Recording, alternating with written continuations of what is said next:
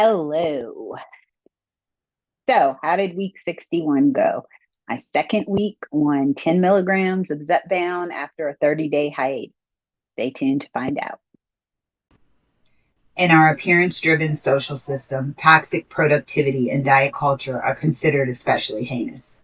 In Denver, Colorado, a dedicated goal getter seeking to crush these vicious lies is the founder of an elite squad known as Heal Thy Spirit. These are her stories. Hello. If this is your first time here, my name is Tia. I live in Denver, Colorado, and I started taking Zepbound back in April of 2024. If you have been around for a minute, then you may know that I recently, during the month of May, decided after one full year of shots, I decided to take a break for 1 month, kind of reset my body and go back. I had made it all the way up to the 15 milligram dose. And then after the 31 days off, I resumed my shots and I picked back up at 10. So on today's date is June 16th. Happy belated Father's Day to those who are dads that, watch here. And this is the update for week two on 10 milligrams of Zepbound, or Zepbound 2.0 is what I'm going to call it. This is actually my 61st week since I started taking the shot. So let's get into it. All right. So on June 8th, and you probably just watched that video a couple of days ago because I posted it a week late. Going forward, we're going to try to do Monday Monday update videos every single week.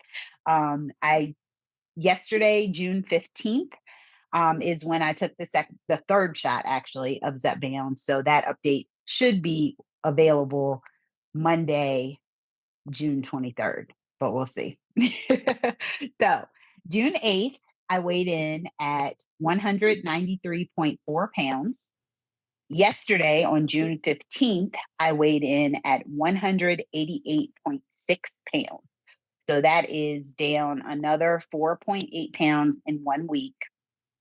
And let me just clarify that I gained over 12 pounds during the month of May when I paused from taking the Zepbound shots.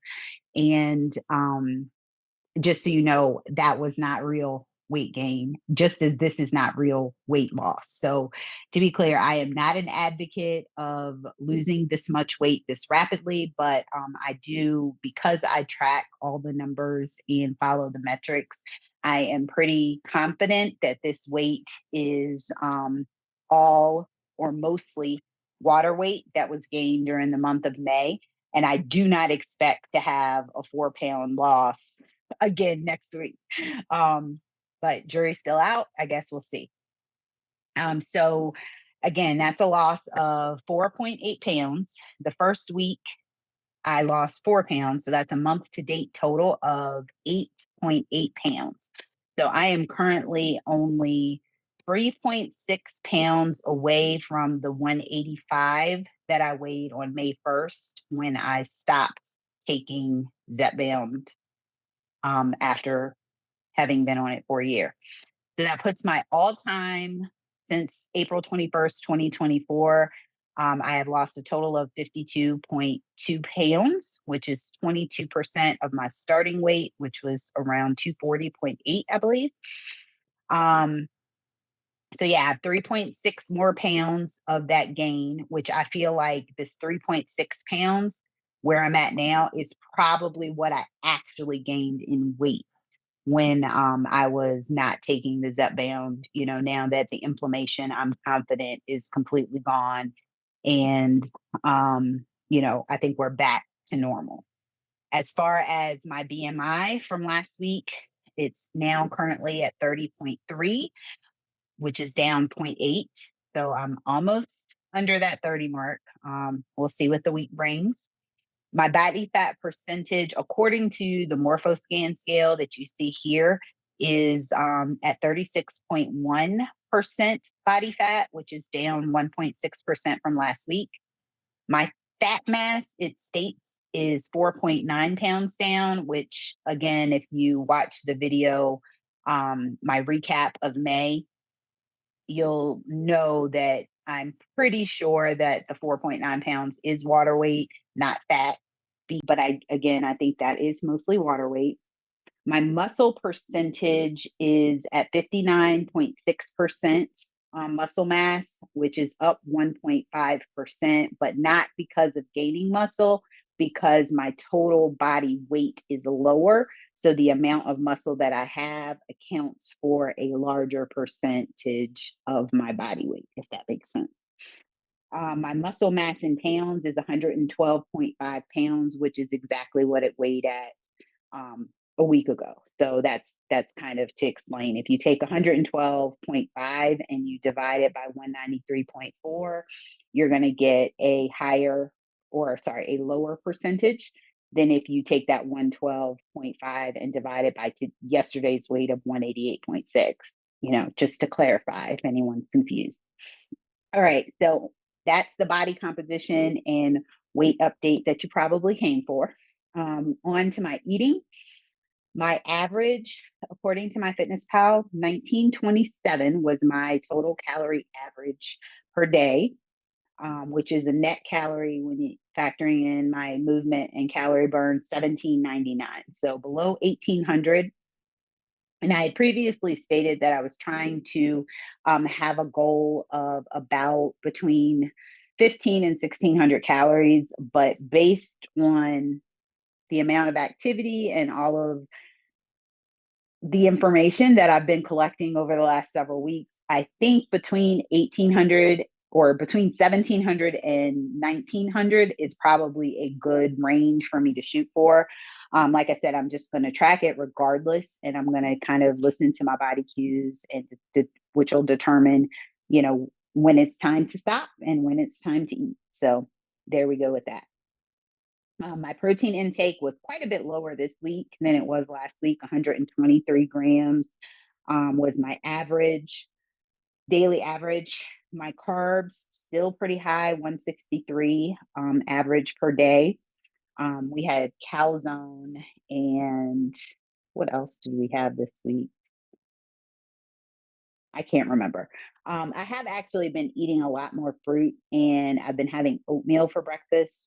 My protein oatmeal, I make 2 packs of the Quaker instant oatmeal, like blueberries and cream or bananas and cream, whatever it is. About 5 ounces of, it's either 5 or 7. I can't remember what. I think it's 7 ounces when I do 2 packs.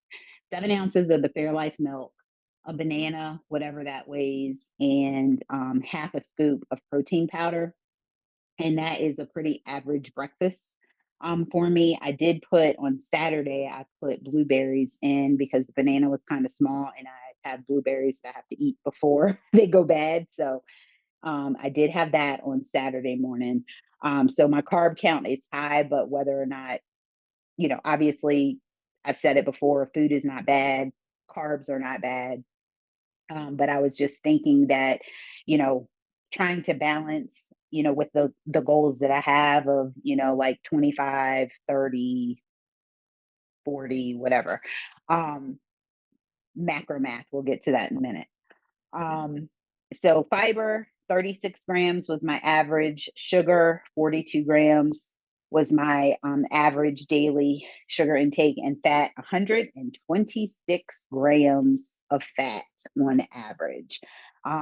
So when I do the macro math, and I actually didn't do the math myself, but I used the macro feature in my Fitness Pal. It'll break down what you ate for the week or the day, whatever you're looking at. And so 22% of my calories, 424 of that 1927 came from protein, which is below, what I'm shooting for. Carbs, 28% of my calories came from carbs, 540 of the 1927, and then 50% of my calories came from fat this week. So 964 calories, because there are 9 calories in each gram of fat. There's only 4 calories in each gram of protein and carbs in case you missed that tutorial.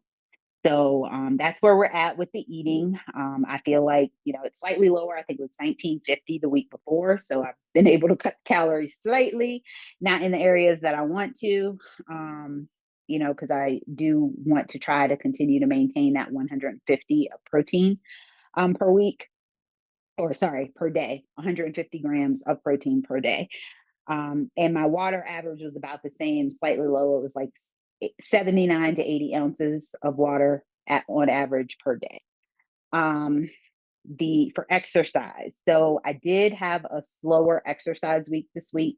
It's a little bit more tired. I did not donate plasma, the week of the 8th through the 14th, just because my schedule's just been crazy. But for exercise, I exercised on Sunday, Wednesday, Friday, and Saturday. So that's only 4 days that I exercised, but on Saturday, I did 2 workouts. So I still got 5 workouts in. Sunday, I did my Train Well full body strength workout, which I have that video to post, not from this past Sunday, but the way Train Well works, I'm on like a cycle of 4 weeks where the trainer will set me up on certain exercises or a certain routine. It's about anywhere from 45 minutes to an hour, 3 days a week. So one day is full body strength, the one day is upper body, and then the third day of legs and abs. And so I did my Sunday workout, which is full body. Wednesday, I did upper body for Train Well, which is an hour. Friday, and Kirsten from Fit Squad, the trainer for Fit Squad, was traveling this week. So it was kind of a weird schedule. So I did not do kickboxing on Friday. I instead did actually Thursday, I worked out with Fit Squad. So disregard Sunday, Wednesday, Thursday, and Saturday is when I worked out. We did heavy strength, full body strength on Thursday. And then Saturday, there was 30-minute Fit Squad group training. We did a Spartacus HIIT workout for 30 minutes. And then I moseyed around the house and did some things, and then made up my legs and abs workout that I had missed from earlier in the week. That was 50 minutes for my Train Well app. So that was my exercise for the week. Non-scale victories. So I guess this is more of goals, not necessarily non-scale victories, but I had a perfect week 1, June 1st through the 7th, of standing for 12 hours for at least 1 minute for 12 hours every day. I don't know if I was clear on that. If you don't have an Apple Watch, you might not have any idea what I'm talking about, but you need to stand and move around for at least a minute every hour to get credit for that hour as a stand hour. And, I'm always beefing with Apple. I am not a fan of Apple, despite the Apple Watch and the Mac and the iPad and all the things Apple that I have been gifted from my family members.